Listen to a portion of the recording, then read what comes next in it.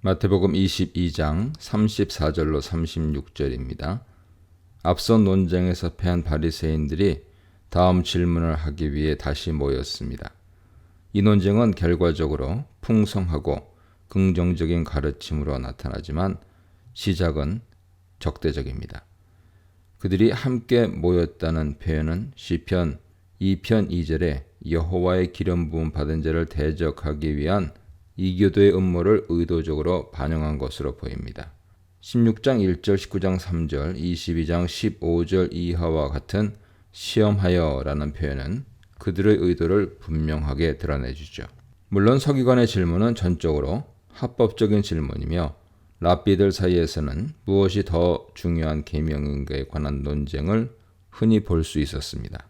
37, 38절입니다.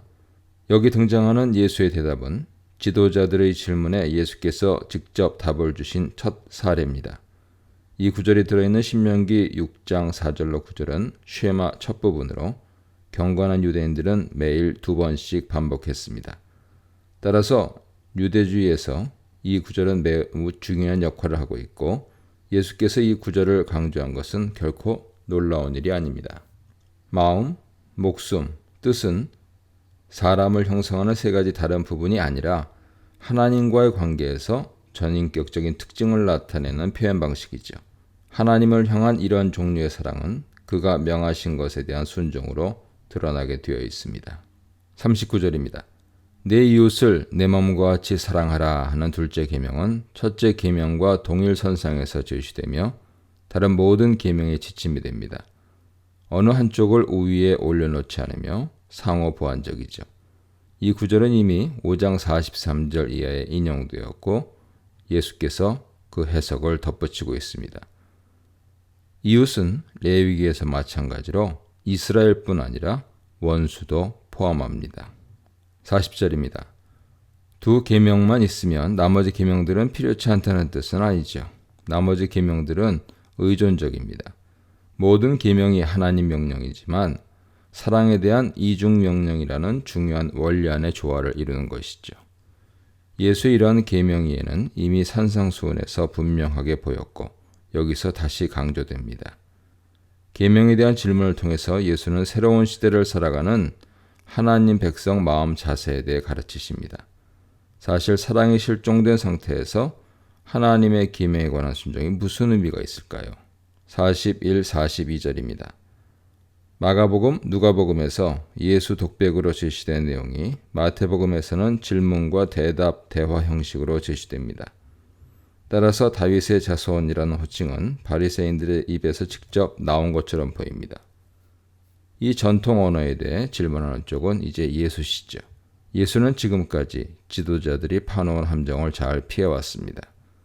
그리고 그들이 함정을 팠다고 하는 사실은 그들의 예수를 메시아로 인식하는 데 실패했다는 것을 암시합니다.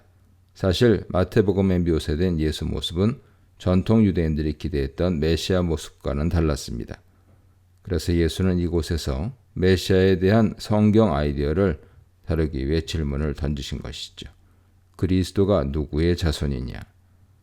바리새인들은 전통적인 예를 따라 다윗의 자손이라고 대답했습니다. 43, 44절입니다. 바리새인들의 대답은 예수께서 의도하는 다음번 질문을 위한 토대가 됩니다. 만일 메시아가 단순히 다윗의 자손이라면 왜 다윗이 그를 주로 고백했겠느냐는 것이죠. 이것은 유대 랍비들이 사용했던 자기 모순을 통한 논증 방식인데 예수께서 사용하고 있는 것입니다. 메시아가 다윗의 주가 되신다는 결론은 초기 기독교에서 예수의 역할을 이해하는 데 있어 핵심적인 구약 성경 본문 가운데 하나인 시편 110편 1절에서 나온 것입니다. 이러한 결론은 이 시편 저자가 다윗이며 내용은 메시아에 관한 것이라는 예수의 분명한 관점에 기초합니다. 시편 110편 1절에서 두 번째 등장하는 내 주 아도나이라는 용어는 그의 지위가 화자인 다윗보다 탁월하다는 사실을 분명하게 함축하고 있습니다. 뒤따르는 시편 문맥인 110편 5절에서 하나님의 보좌 우편에 계신 내 주는 열왕을 쳐서 파하실 것입니다. 이 언급을 통해 예수는 메시아가 다윗의 자손인 것을 부인하려고 하는 것이 아니라 그것만으로는 하나님이 보내신 메시아인 자신의 정체성을 분명히 설명할 수 없음을 드러내려고 하신 것입니다. 또한 다윗이 성령에 감동되어, 문자적으로는 성령 안에서인데요, 성령에 감동되어 이 말을 했다고 하는 것을 통해서 예수는 다윗의 이러한 이해가 단순히 인간적인 것이 아님을 분명하게 드러내고 있습니다. 45, 46절입니다.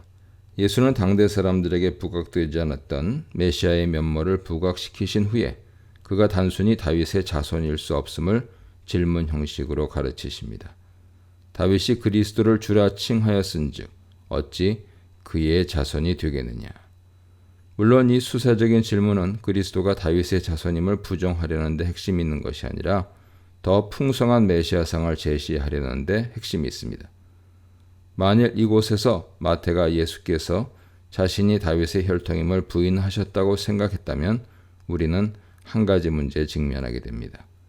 예수께서 다윗의 후손임을 계속해서 강조해주고 있는 초대교회 전통이 쉽사리 설명되지 않는다는 것이죠. 본문이 강조하는 것은 다윗의 자손이라는 호칭이 잘못된 것은 아니라고 해도 예수의 메시아적 사명의 본질에 대한 호칭으로는 적합하지 않다는 것입니다. 그는 단순히 다윗의 후계자나 다윗과 꼭 닮은 사람이 아니라 지상의 왕권과 비교할 수 없는 높은 권위를 가지신 다윗의 주님입니다. 예수께서 무슨 대답을 이끌어내고 계신지는 분명했지만 단 한마디도 능히 대답하는 자가 없었습니다. 21장 23절부터 시작된 논쟁에서 주도권을 잡은 쪽은 예수십니다. 예수는 이제부터 무리와 직접 상대하십니다. 이 문단에서는 가장 큰 계명, 다윗과 그리스도, 바리새인의 무지에 대해 묵상해 보시기 바랍니다.